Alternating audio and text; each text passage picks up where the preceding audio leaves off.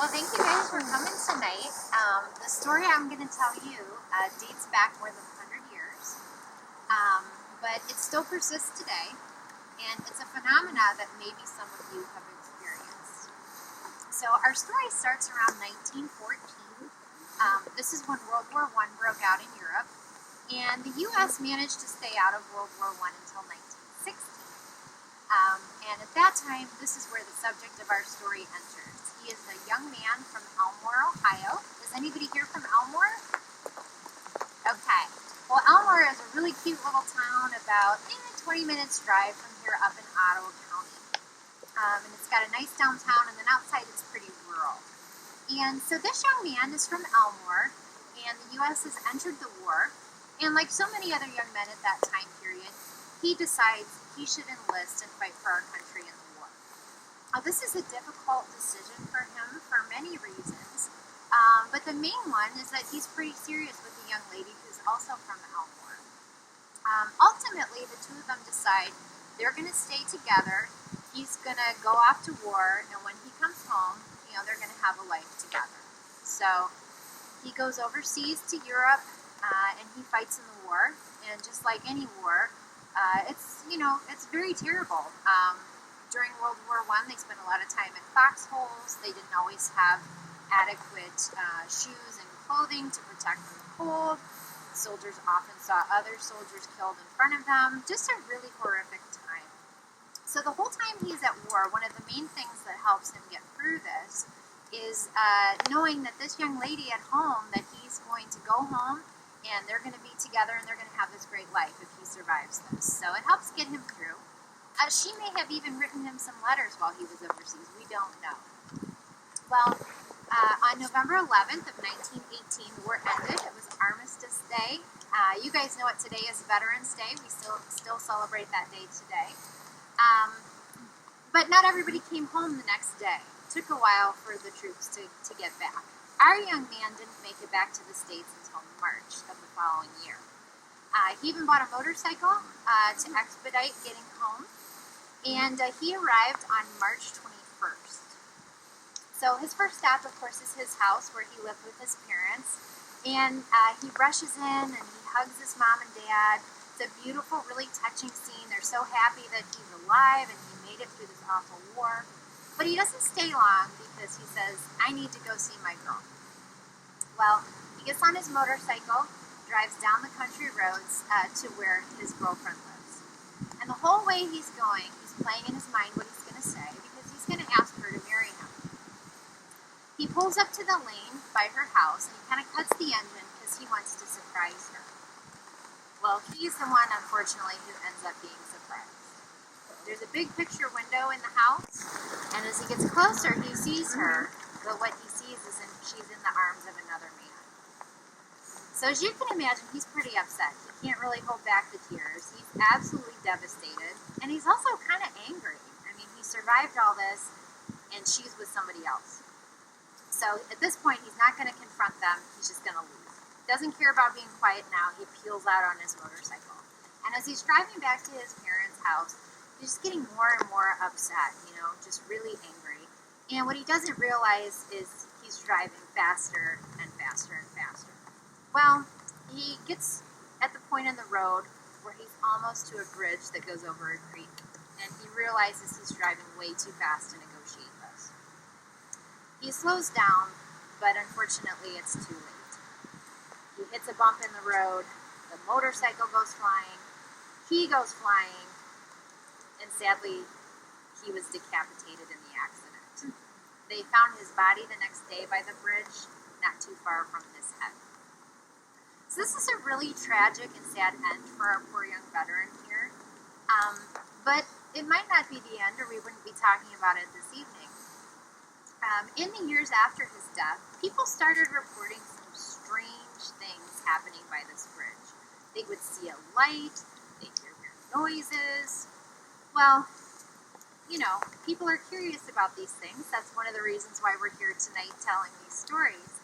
And they went out to the bridge to see what was going on.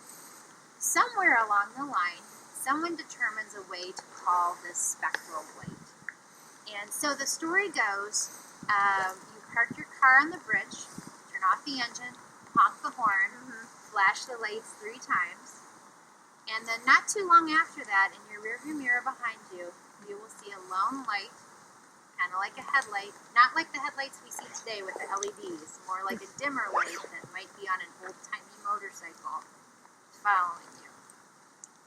At this point in the story, everybody who's done this, they turn on the car and start driving because they don't want to get hit by this thing. Well, the light keeps coming and it goes faster and faster. And it seems no matter how fast you drive, even pedal to the floor, the light is still coming and it's coming, and then all of a sudden it's right behind you, and then it's in the car and it passes through the car, comes out the front, goes down the road and disappears. Well, so many people reported this strange phenomena that in 1968, a professor from Bowling Green State University decided to test this out and see if there was really anything to this local legend. He and a friend go out to the bridge and they tie a string from one guardrail to the other, make it nice and tight, and they do the ritual. They, turn off the car, honk the horn, flash the lights 3 times. The light appears, it chases them, overtakes the car, disappears. They immediately turn around and hightail it back for the bridge because they want to see what's happening with the string. The string would be on the ground, torn up, whatever. It's not. It's just as tight as when they first tied it. They're like, oh my gosh, maybe there's something to this. We need some proof. So they had brought along a video camera for the second portion of their experiment. So they set up the video camera, and same thing. They do the ritual, the light appears, it chases them, overtakes the car, disappears. They turn around, rush back, and they play back the video. Nothing. It's just 5-10 minutes of blackness. It's like the light was never there, but they know what they saw. So now they decide, well, the friend is going to stand on the bridge and see exactly what this thing is for himself. So he stands on the bridge, the professor does the ritual, the light comes, chases him, overtakes the car, disappears. Professor turns around, speeds back. His friend's not on the bridge. He doesn't know where he is. All of a sudden he hears somebody moaning like they're in pain. And he looks down, and his friend is lying in the grass of the embankment right by the creek. And he's really disoriented. He has trouble getting up. It's almost like he has vertigo. And the professor is like, what happened? What happened? He can't remember. The last thing the friend remembers is standing on the bridge watching the professor do the ritual. He doesn't remember the light. He doesn't remember anything else. So at this point, they're like, okay, we're done for the evening. Now, perhaps this experiment is why this story continues to persist and people through the years have continued to look for the light. I've talked to a few who say they've done it. One of them who I know did this as a teenager, who's now in his 70s. His group of friends, same exact story, the light goes right through the car. Of course, they went looking for this, but it still was very scary.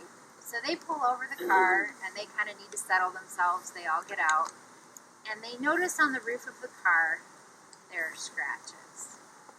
Now, not everybody reports scratches.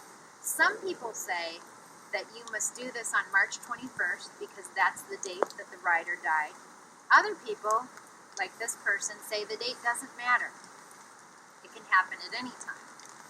So what I will tell you is that if you are driving out in rural Elmore at night and you come to a bridge over a creek, just be very wary of the headless motorcyclist and his spook light.